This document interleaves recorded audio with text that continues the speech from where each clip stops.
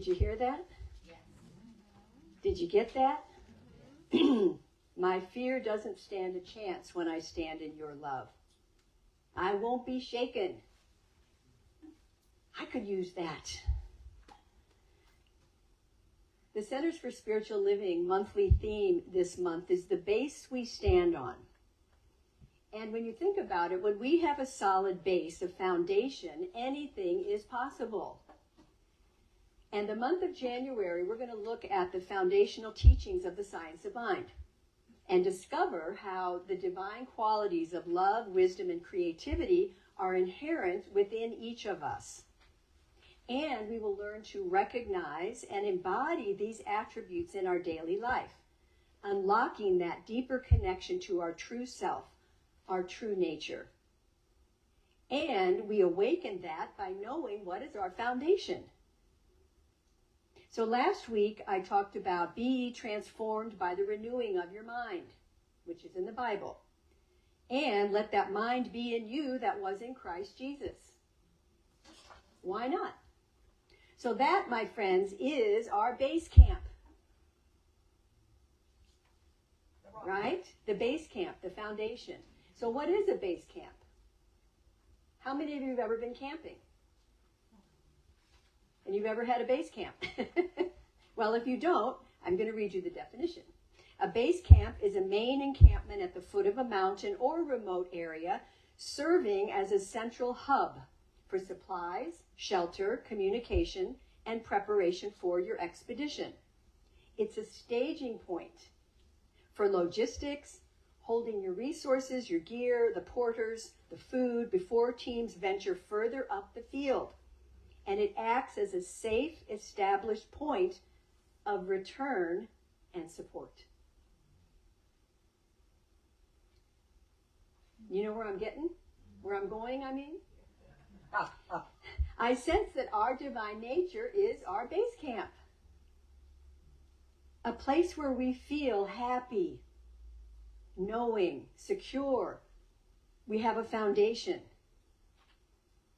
Think about a happy little puppy dog, just wagging its tail. Just imagine that happy little puppy dog. Even if you're a cat person, just imagine it. That happy little puppy dog wagging its tail.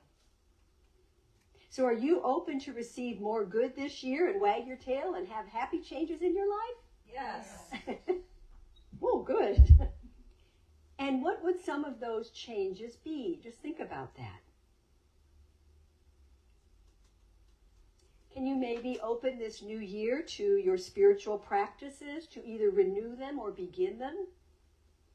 And be willing to return to base camp often, to get your supplies, to get refilled, to take some rest. I remember when Rex and I were in Peru, we hiked up to Machu Picchu, and we were with a bunch of people, and there were porters that would run ahead of us on the trail. We're, 10,000 feet or something, and we're like this. And they're running up the trail with the supplies, and they set up camp, and by the time we get there, they had hot tea and popcorn. And we just would collapse in our tent. And but that was our base camp, and it was such a relief to come back to that. So think about maybe coming back to base camp a little more often this year for yourself. Let's affirm, I am open to receive my good. I am open to receive my good. What? I am open to receive my good. Tell somebody next to you, I'm open to receive my good. I am open to receive my good.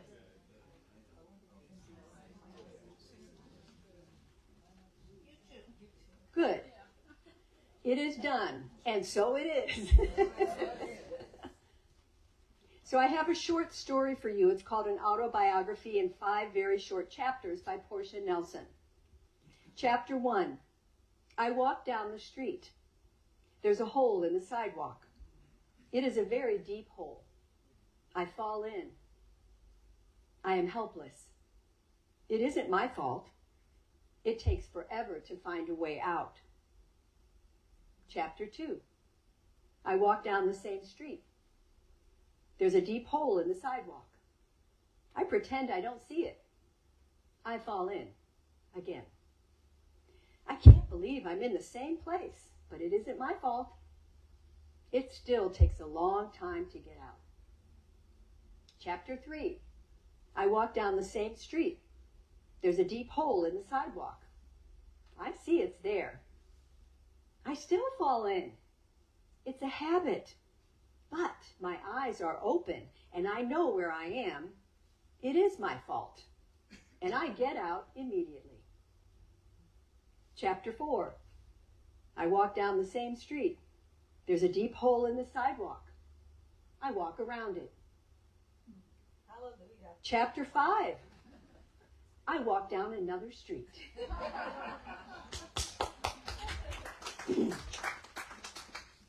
Affirm with me, I am taking the high road with my divine map. I am taking the high road with my divine map. So think about that. What different street are you going to walk down this year? Because we're always at choice. Not just for the new year, but every day, every moment, we can make a different choice of how we're going to be or what we're going to do or how we're going to feel. Always. So in the Science of Mind textbook, which was written in 1938, there's the opening of the introduction. There are 4 sections. The thing itself, the way it works, what it does, and how to use it. It's kind of a very condensed version of what the Science of Mind is. And when you think of the thing itself, Ernest Holmes calls that the study of first cause, spirit, mind, or that invisible essence, or the stuff and intelligence from which everything comes. All of creation comes from the thing itself. I mean, that doesn't sound very poetic, the thing itself, but that's what he would call it often. And he would say there's a power for good in the universe greater than me, and I can use it. We say that a lot. So how are you using it? Ernest Holmes said that he looks forward to the day when science and religion walk hand in hand, through the visible to the invisible, when science recognizes a government of law whose principles are universal, which I think is happening a lot now, science and spirituality.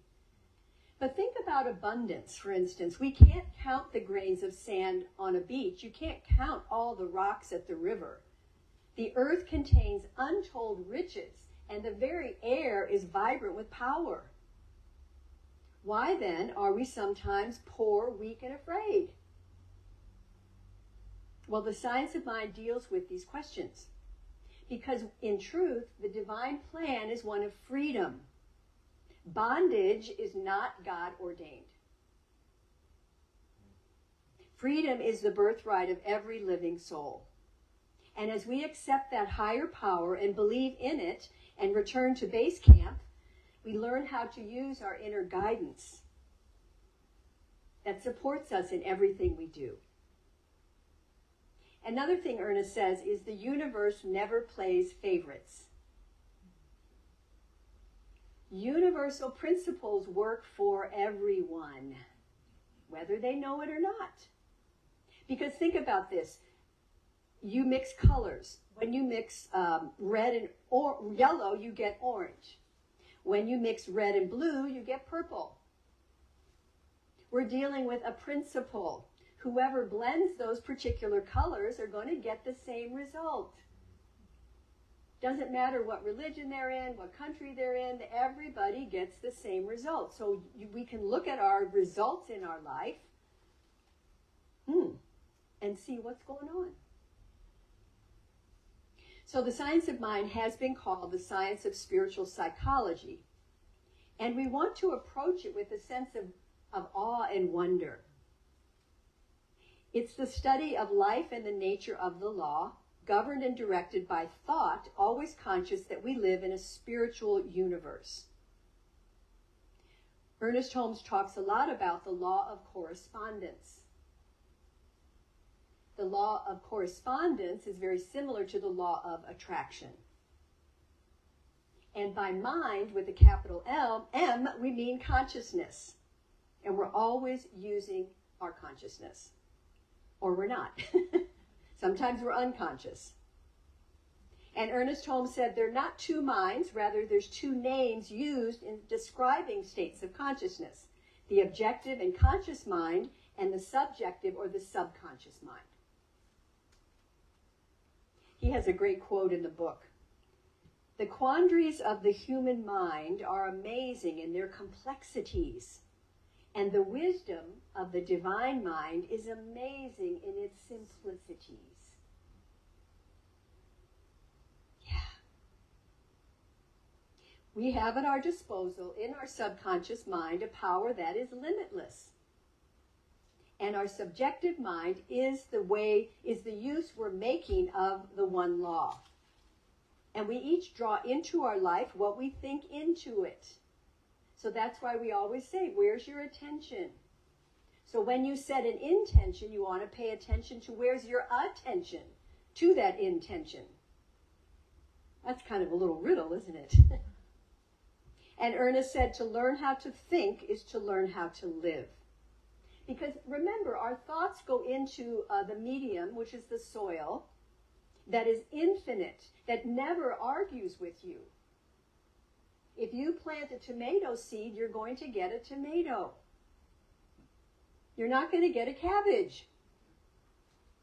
So paying attention to what you're planting.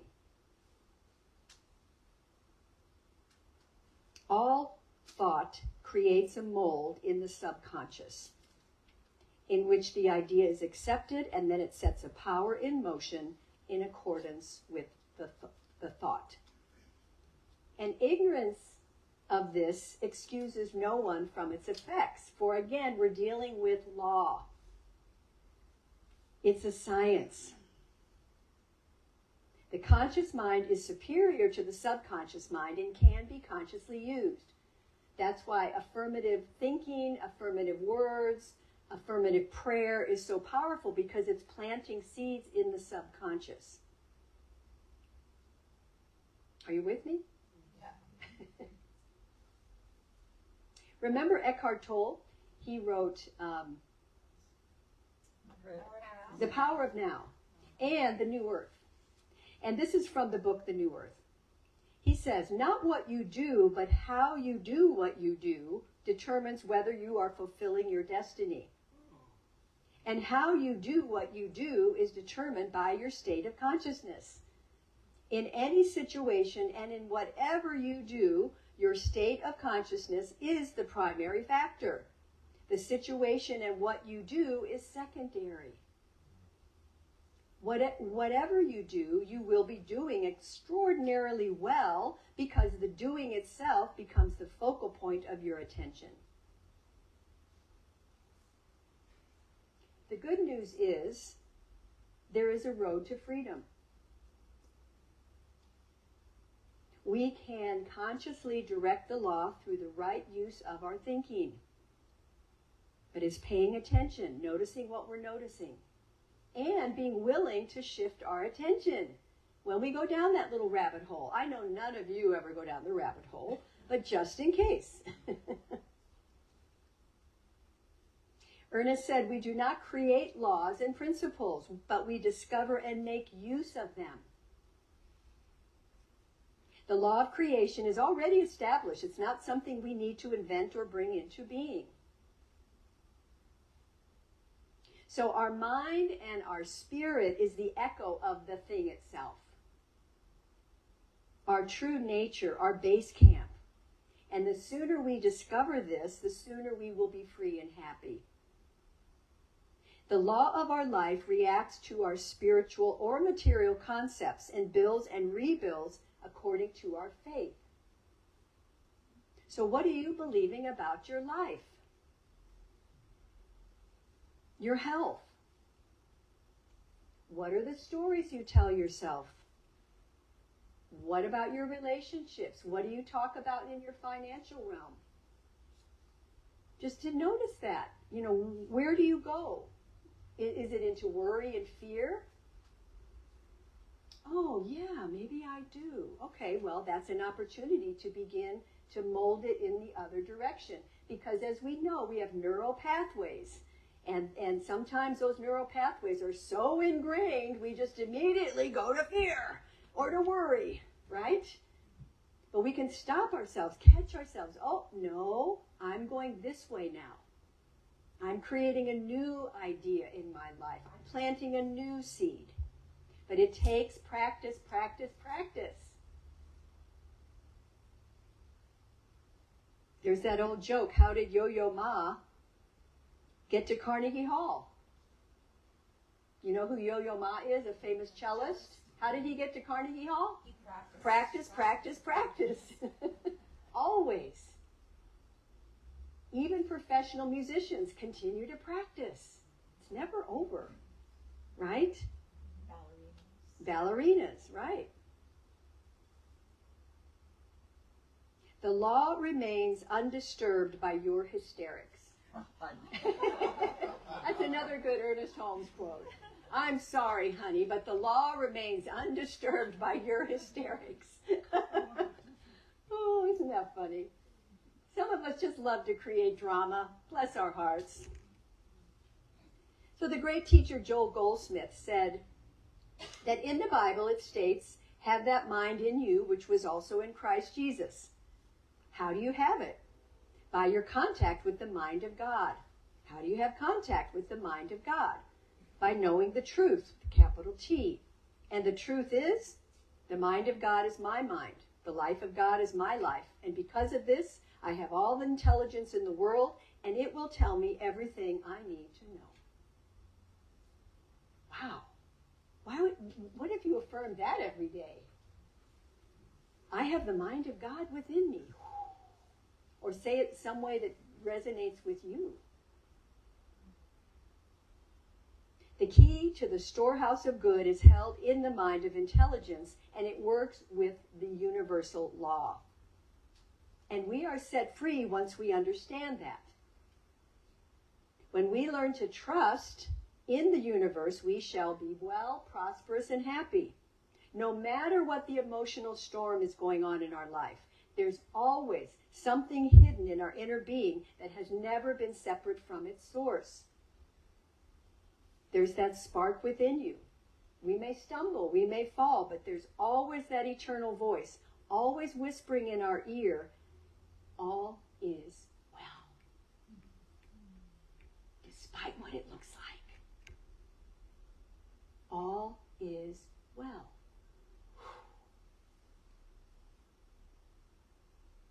Florence Scovel Shinn wrote The Game of Life and How to Play It in 1925. I love how the Ernest Holmes and Florence Scovel Shinn and all these people that wrote way, way back then, it's still relevant. You know why? Because it's just truth. She said, most people consider life a battle. But it's not a battle, it's a game. It's a game, however, which cannot be played successfully without the knowledge of spiritual law. Whatsoever a man soweth, that shall he also reap. We've heard that. This means that whatever we send out in word or deed will return to us. The law of correspondence, same thing. What we give, we will receive. If we give hate, we will receive hate. If we give criticism, we will receive criticism. If we lie, we will be lied to. If we cheat, we will be cheated. We are also taught that the imaging faculty plays a leading part in the game of life. She says this means that what we image sooner or later externalizes in our life. Take a breath. So what are you imagining for your life this new year? Just to pay attention to that.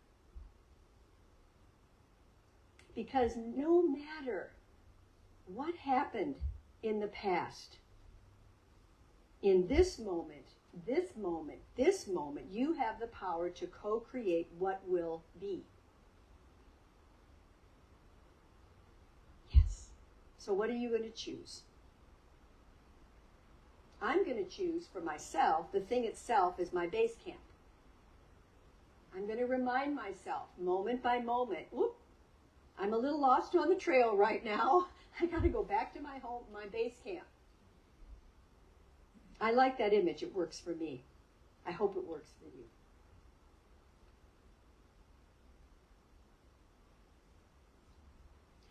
So on the back of your bulletin, you have a responsive reading that I wanted to start our year with. And it's I will read as leader, and you respond with the words. Hopefully you have glasses, you can read that little print.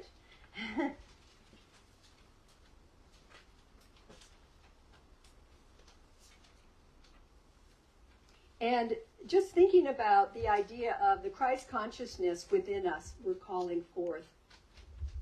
And call it whatever you want. The divine. So just take a moment and close your eyes.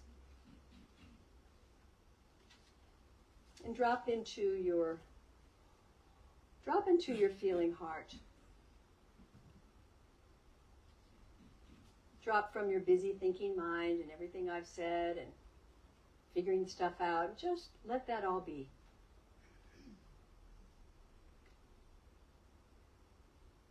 Relax into this perfect moment of right now.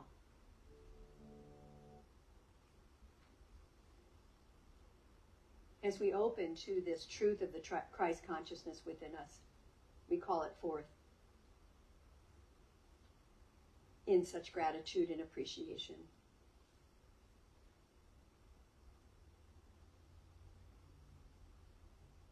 This is an important time right now to step up to something greater for each of us, individually and collectively. A willingness to remind ourselves of our faith.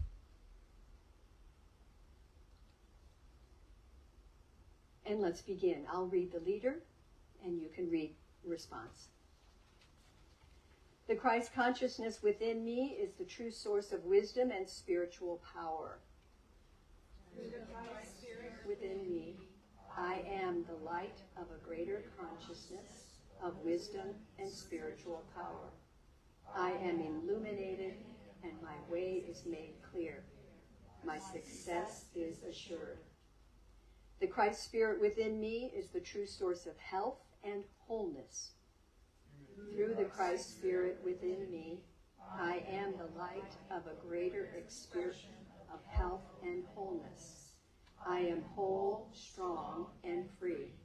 I rejoice in my healing. The Christ consciousness within me is the true source of all prosperity. Through Christ's Spirit within me, I am the light of a greater awareness of life's abundant substance. I am enriched and prospered. An abundance of good fills my life and affairs. The Christ Spirit within me is my pattern for perfection and successful living. Through the Christ Spirit within me, I am the light, and I am perfected in mind, body, and affairs. I am made whole. I am loved, and I am loved. I express love freely and fully. Jesus said, I am the resurrection and the life. He who follows me will not walk in darkness, but will have the light of life. The Christ consciousness is the emblem of triumph. It stands as the symbol of the supreme overcoming and represents our opportunity to attune with the one source, ever spiraling upward as we allow our linear human thinking to go by the wayside. The Christ consciousness in me is the light that reveals the truth of eternal life. I am the light I am. I am the light I am. I am the light I am. I am the light I am. And so it is. take a breath. Just take a moment of stillness.